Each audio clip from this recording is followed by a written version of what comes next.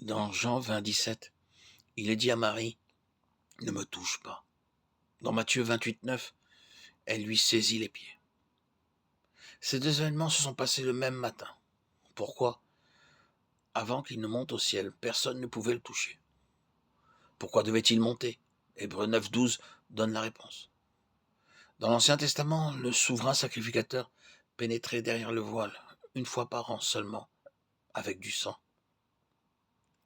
Le Seigneur Jésus-Christ est notre souverain sacrificateur céleste. Il est entré, une fois pour toutes, dans le lieu très saint, avec son propre sang.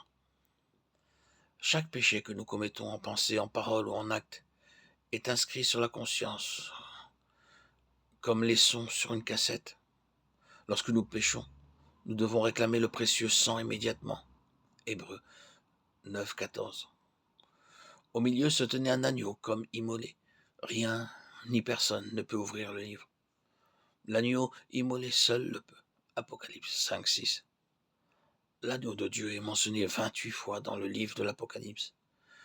Cela nous donne 28 aspects de la signification de la croix de notre Seigneur Jésus-Christ. Les 7 cornes montrent qu'il est roi. Les cornes signifient la royauté, Apocalypse 17, 12. Il est un roi céleste, avec un royaume céleste. 1 Timothée 6, 14, Apocalypse 19, 16. Daniel 2, 44, Daniel 7, 14. Nous sommes, chacun d'entre nous, invités à être des rois avec lui dans ce royaume. Plus nous serons purifiés par le précieux sang, plus clairement seront notre vision et notre compréhension individuelle et spirituelle. Les 7 yeux parlent du grand secret de la plénitude du Saint-Esprit en nous identifiant avec la croix de notre Seigneur Jésus-Christ. Il n'y a pas de plénitude sans la croix.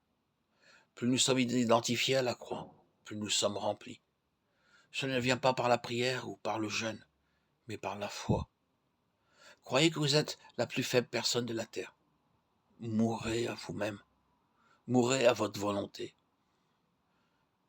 C'est là que réside la plénitude. C'est là que réside le secret de la connaissance de Dieu. Tout savoir, toute connaissance livresque n'est que poussière. Vous pouvez vous suicider, mais vous ne pouvez pas mourir par vos propres efforts.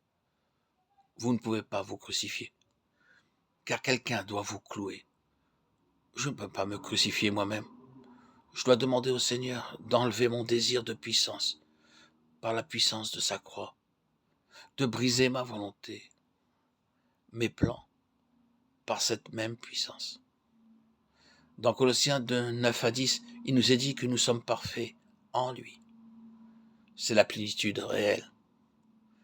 Apocalypse 5, 7, 10 nous montre qu'en adorant, nous avons une plus profonde compréhension de l'œuvre de Christ et de ce qu'il fait en nous.